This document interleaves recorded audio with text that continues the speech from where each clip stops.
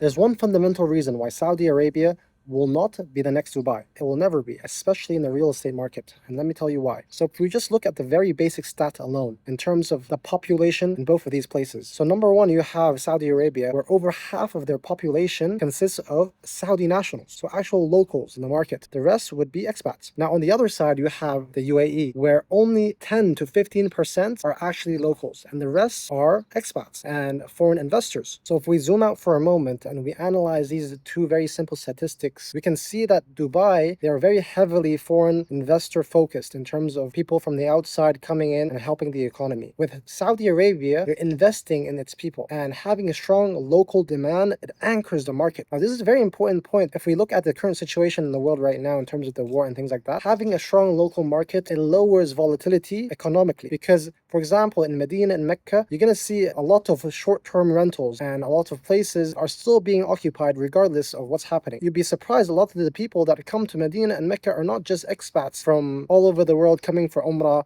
and Hajj. It's actually people from Saudi, people that live in Jeddah, people that live in Riyadh. They want to rent short-term rentals to stay with their families in Medina and Mecca. So with that being said, Saudi Arabia wants their own economy to grow, and especially with the Saudization rule, basically it's a rule for foreign companies that if they want to open in Saudi Arabia, they have to hire Saudis, they have to train Saudis and basically have a certain number of Saudis in their company at all times. If you think about the logic behind it, Saudi is basically saying, look, I'm opening the doors for foreign investors, come do business here, but if you win, we win also, inshallah. So basically, if we want to quickly summarize this, is that Saudi Arabia has a whole completely long-term strategy that is completely different from Dubai. And yes, both of them are good in its own terms, in its own ways, but Saudi Arabia has foreigners in its plans, but it's not its main plan, it's not its main vision. They have a own government-backed vision which is looking very promising.